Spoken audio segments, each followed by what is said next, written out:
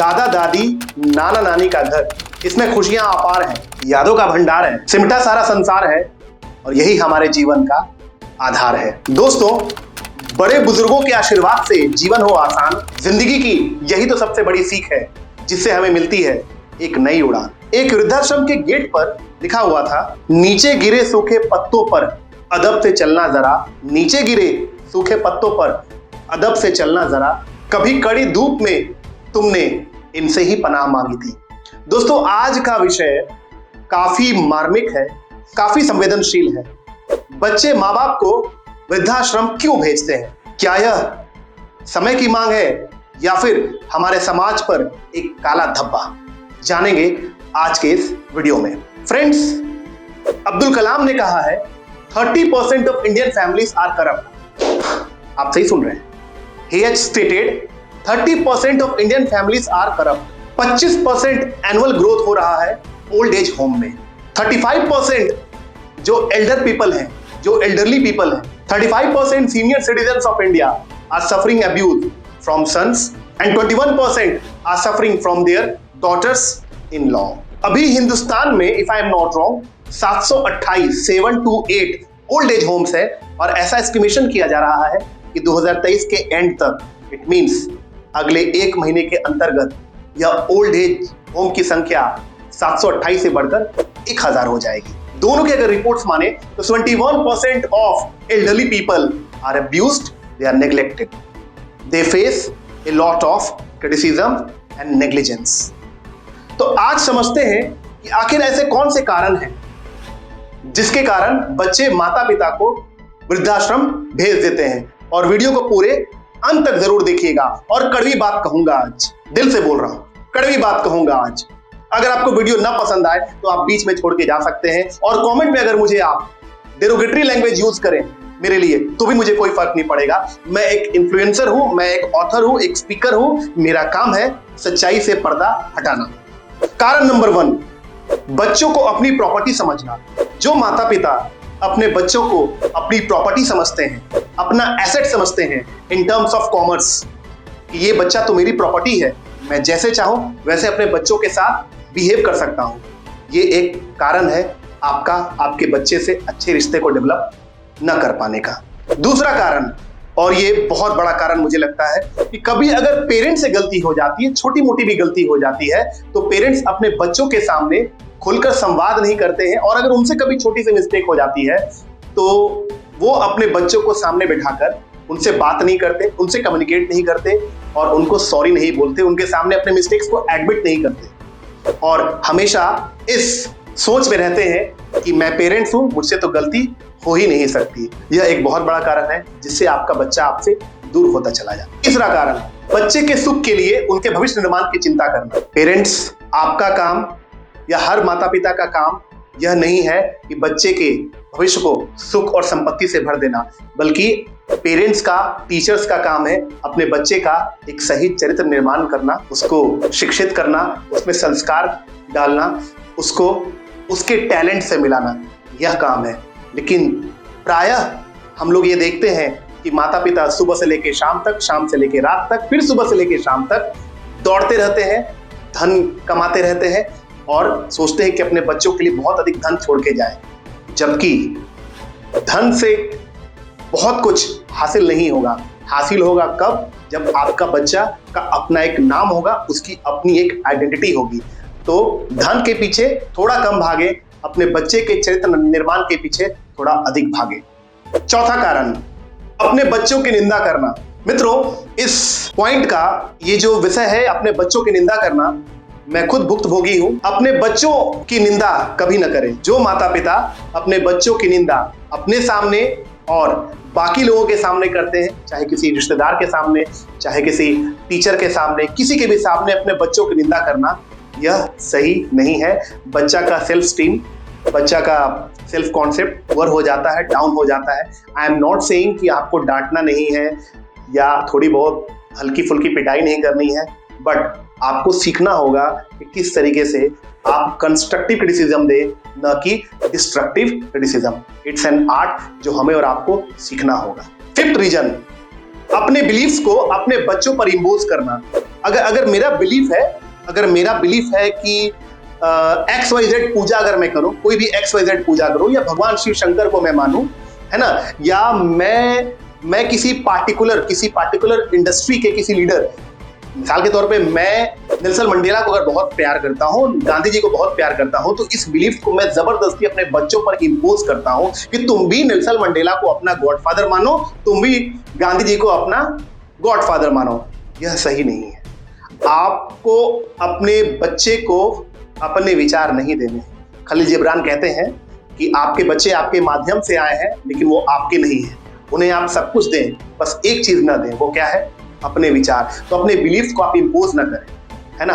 आप अपने बिलीफ को अगर इंपोज करेंगे तो कभी भी आपके बच्चे के साथ एक गहरा संबंध नहीं बन पाएगा। आप कहते हैं ना कि बच्चे बात क्यों नहीं सुनते, ये एक बहुत बड़ी वजह है जिससे बच्चे का दिल टूट जाता है, वो आपसे कनेक्टेड नहीं होता है। देखिए, रिश्ते कोई भी हो, मैं आपको बता दूं, रिश्ता कोई भी हो, जज्बाती रिश्ता हो, खून का रिश्ता हो, या किसी प्रकार का रिश्ता आप बनाते हो, रिश्ते को बराबर आपको सींचना पड़ता है, सच्चाई से, ईमानदारी से, परिश्रम से, त्याग से, तपस्या से। अगर आप ये नहीं दोगे तो कनेक्शन और कम्युनिकेशन नहीं बनेगा।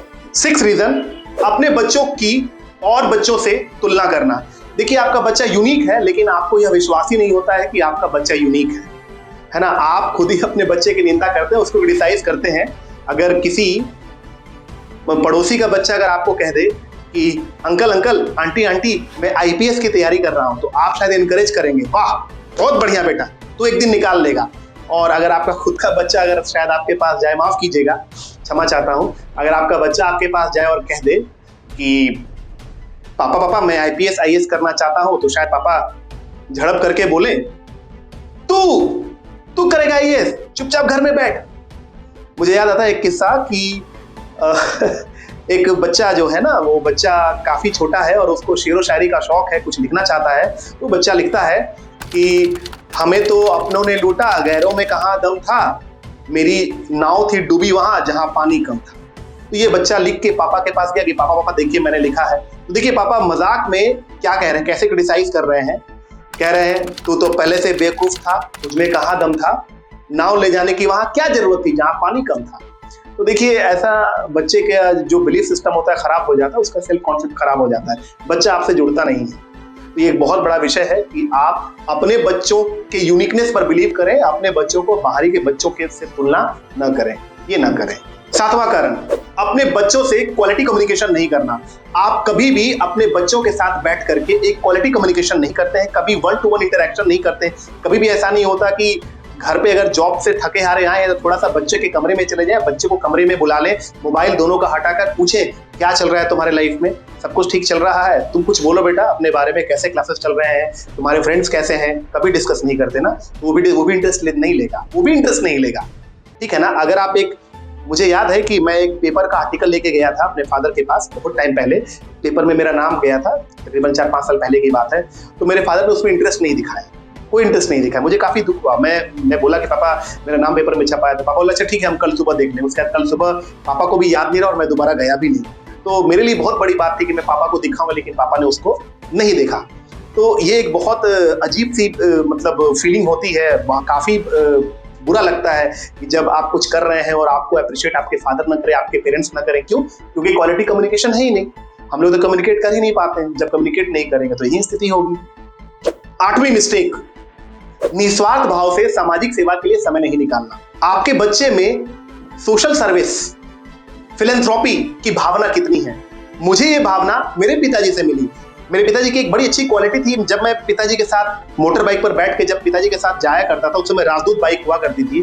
तो मेरे पिताजी एक गरीब बुढ़िया थी जिसका नाम था बुल्की वाली, उसको बराबर फ्री में बीड़ी दे दिया करते थे। और वहां पर मौलवी साहब उस चौक पे बैठा करते थे, सिगरेट की दुकान पे मेरे फादर सिगरेट पिया करते थे उन दिनों में। तो कहते थे कि मौलवी साहब आप इस बूढ़ी माता को बीड़ी दे दीजिए, पैसा मैं दे दूंगा। तो मुझे याद है, तो वो सोशल सर्विस मेरे पापा खुद किया करते थे। मेरे पापा हमेशा कहा करते थे कि नहीं बेटा, जो गरीब है तो अगर संभव हो तो बिल्कुल मदद करो, निस्वार्थ भाव से मदद करो। तो ये क्वालिटी मेरे अंदर आज भी है और मैं लोगों की मदद करता हूँ, निस्वार्थ भाव से करता हूँ। लेकिन क्या आपके पास इतना समय है कि आप अपने निजी या व्यावसायिक कामों को छोड़कर कभी बच्चे के साथ किसी अनाथालय चले गए या किसी स्लम में चले गए या कुछ भी ऐसा गिफ्ट डोनेट कराया?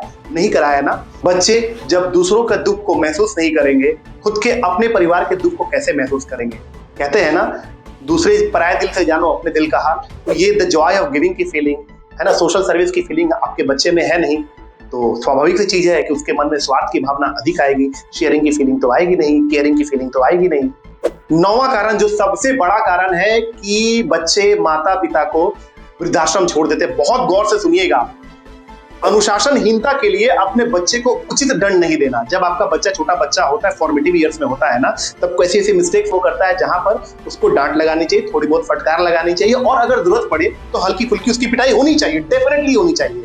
अब्दुल कलाम जी भी अपने जीवनी में लिखते हैं कि जब उन्होंने गलती की तो उनके पिताजी ने उनकी बहुत पिटाई की। तो थोड़ी बहुत पिटाई तो होनी ही चाहिए, लेकिन जब बच्चा अनुशासनहीन हरकत कर रहा है, बड़ों की इज्जत नहीं कर रहा है, कुछ ऐसे शब्द बोल रहा है जो उसको नहीं बोलने चाहिए, तो आप मुस्कुराते हैं वहां पे, है ना।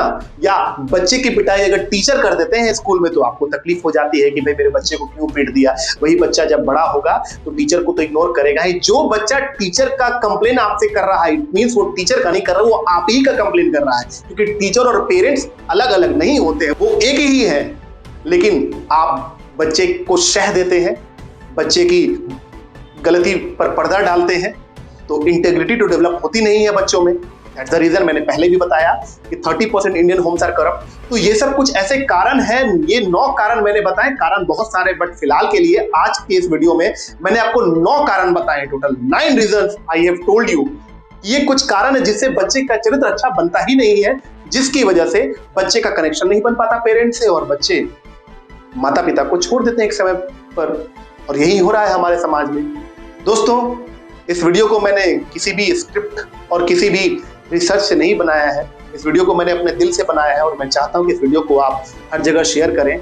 और मैं बिल्कुल भी माफी नहीं मांग रहा हूं कि मैंने कुछ गलत कहा है। मैंने अपने अनुभवों से और लोगों के जीवन से जो सीखा है, और कुछ एक्सपर्ट से बात करने के बाद मैंने इस कंटेंट को शेयर किया है। अगर आपको मेरा ये वीडियो अच्छा लगे तो बहुत अच्छी बात है, अगर नहीं भी अच्छा लगे तो it depends on you. But मैंने बेबाकी से सत्य को रखा है, और मैं चाहता हूं कि हर घर पीस हो, प्रोग्रेस हो, प्रोस्पेरिटी हो, और हम सभी लोग जिंदगी में मिलजुल कर एक साथ पूरा भारत देश आगे बढ़े।